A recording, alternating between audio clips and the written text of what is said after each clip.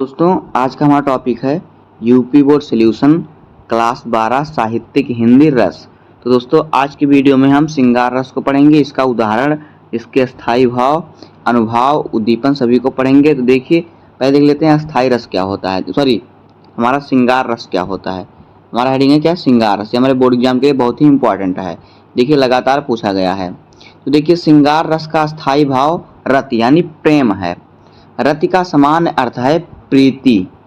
प्रीति किसी मनोकूल प्रिय व्यक्ति की और अपने मन का झुकाव या लगाव, मतलब कि किसी व्यक्ति के प्रति अपना प्रेम, लगाव, अपनापन, झुकाव, उसकी तरफ जाना, यह है प्रेम। जब नायक नायिका के मन में एक दूसरे के प्रति प्रीति उत्पन्न होकर विभाव, मतलब जब एक लड़का लड़की के बीच में क्या होता है, प्रेम उत्पन्न होता है, तो होकर विभाव, अनुभाव और संचारी भाव का योग बनता है, तो इस अस्थाई भाव को रति जागृत होना, मतलब इस भाव में रति जागृत होता है, प्रेम जागृत होता है, तो इस रस को क्या कहते हैं, श्रृंगार रस कहते हैं।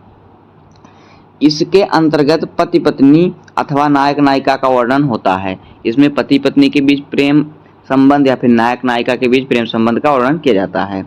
इसमें पर पुरुष या पर नारी के प्रेम वर्णन का निषेध होता है।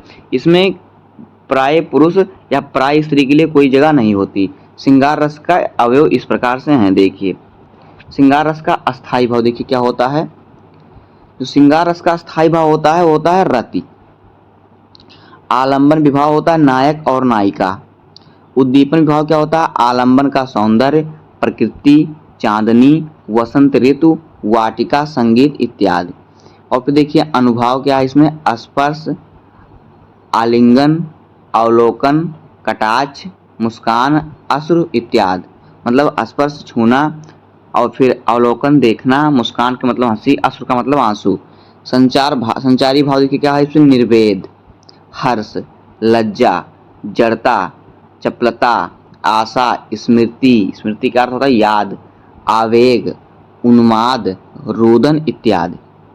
अब देखिए श्रृंगार रस के दो भेद होते हैं। देखिए क्या होता है, श्रृंगार रस के दो भेद होते हैं। नंबर एक संयोग श्रृंगार। देखिए संयोग श्रृंगार क्या होता है, मिलन या संयोग की अवस्था में जब नायक नायिका के प्रेम का वर्णन किया जाता है तो इसे संयोग श्रृंगार कहते हैं। यानी जब नायक नायिका मिलते हैं तो इसे संयोग श्रृंगार कहते हैं। उदाहरण के लिए देखिए क्या है, दूल्हा श्री रघुनाथ बने, दूल्हा सिया सुंदरी मंदिर माही, मतलब कि भगवान राम दूल्हा बने और माता सीता सुंदरी बनी, दुल्हन बनी। सुंदरी मंदिर में गावत गीत सबह मिल सुंदर, वेद जुआ जुर विप्र पढ़ाई, राम को रूप निहारत जानकी, कंकन के नग की परछाई, याते सबह सुध भूल गई, पर टेकी रही पल टारत नाही। उनको देखते ही सब कुछ भूल गई, वहां से हटती नहीं है। कौन, सीता जी, राम को देखते हुए। तो ये हमारा क्या संयोग श्रृंगार। इसका स्पष्टीकरण देखिए तुलसीदास जी द्वारा लिखा गया है। ये जो हमने पढ़ा, इसका देखिए अर्थ क्या होता है कि उक्त पद में अस्थाई भाव क्या है, रति है। विषय राम और आश्रय सीता है। उद्दीपन है राम का नग में पड़ने वाला प्रतिबिंब, जो राम का परछाई है। अनुभाव है नग में राम के प्रतिबिंब का अवलोकन करना। हाथ टेकना संचारी भाव है। हर्ष एवं जड़ता इस प्रकार का संयोग श्रृंगार है। अब देखिए दूसरा है वियोग या फिर विप्रलब्ध श्रृंगार। तो देखिए वियोग अथवा एक दूसरे से दूर रहने की स्थिति में जब नायक नायिका के प्रेम का वर्णन किया जाता है तब उसे वियोग श्रृंगार कहते हैं। उदाहरण के लिए देखिए क्या है कि मैं निज अलिंद में खड़ी थी सखी एक रात, रिमझिम बंद पड़ती थी, घटा छाई थी, गमक रही थी केतकी की गंध चारों ओर, छिल्ली झनकर यही मेरे मन भाई थी, करने लगी मैं अनुकरण, सोनपुरों से चंचल थी, चमकी घनाली गहराई थी, चौंक देखा मैंने चुप कोने में खड़े थे प्रिय, माई मुखलज्जा उसी छाती में छिपाई थी।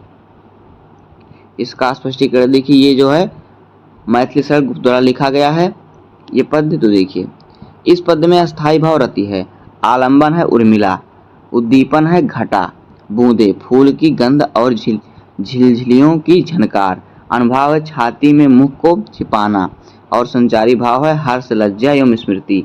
अतः यहाँ वियोग अथवा विप्रलम्ब श्रृंगार है। यहाँ पे क्या हो रहा है देखिए, मैं निज अलिंद में खड़ी थी सखी एक रात, मतलब जब वो सीता जी के साथ और राम जी के साथ लक्ष्मण भी वनवास जाते हैं तो उर्मिला का ये वियोग श्रृंगार है। तो दोस्तों इस प्रकार से हो जाएगा श्रृंगार रस। उम्मीद है कि आपको मालूम हो गया होगा श्रृंगार रस क्या होता है, इसका स्थायी भाव क्या होता है, इसमें विभाव क्या होता है। तो अगर आपको वीडियो पसंद आया हो तो वीडियो को लाइक कर दीजिएगा, चैनल पर नए सब्सक्राइब कर दीजिए। मिलते हैं किसी नेक्स्ट वीडियो में, तब तक के लिए धन्यवाद, जय हिंद।